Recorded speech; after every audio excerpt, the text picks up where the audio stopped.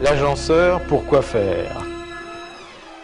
Alors voilà encore un mot que la profession ne connaissait pas il y a, on va dire, un peu plus d'une dizaine d'années. L'agenceur.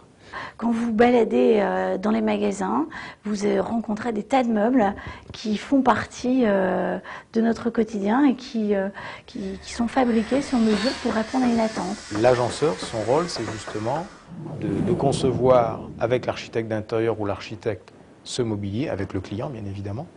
Donc de prévoir effectivement quels matériaux utiliser, les dimensions, les coloris, etc. Ça va être dans un magasin de vêtements, la banque d'accueil, ça va être les petites étagères sur lesquelles sont présentés les vêtements, ça va être la cabine d'essayage, ça va être tout ce mobilier qui répond à une fonction qu'on ne voit pas, puisque quand on rentre dans un magasin, on a une sensation d'ambiance globale, et pour créer cette ambiance globale, il y a toute une fabrication de mobilier très spécifique. Si on veut faire des cantines scolaires, c'est la même chose. On n'est pas dans le même standing, mais on a la même complexité de traiter le mobilier, le décor, l'accueil, etc.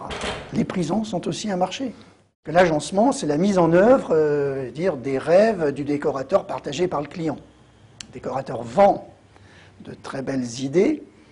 L'agenceur, lui, doit faire que ces idées deviennent réalité. Dans le cahier des charges, c'est défini. Le client dit « ma cible, c'est l'ado. Ma cible, c'est l'adulte, c'est la femme de 30-40, c'est l'homme sportif. » Enfin, on a des agencements qui sont, au contraire, faits vraiment pour des cibles et des spécificités, d'où la différence et la variété aujourd'hui.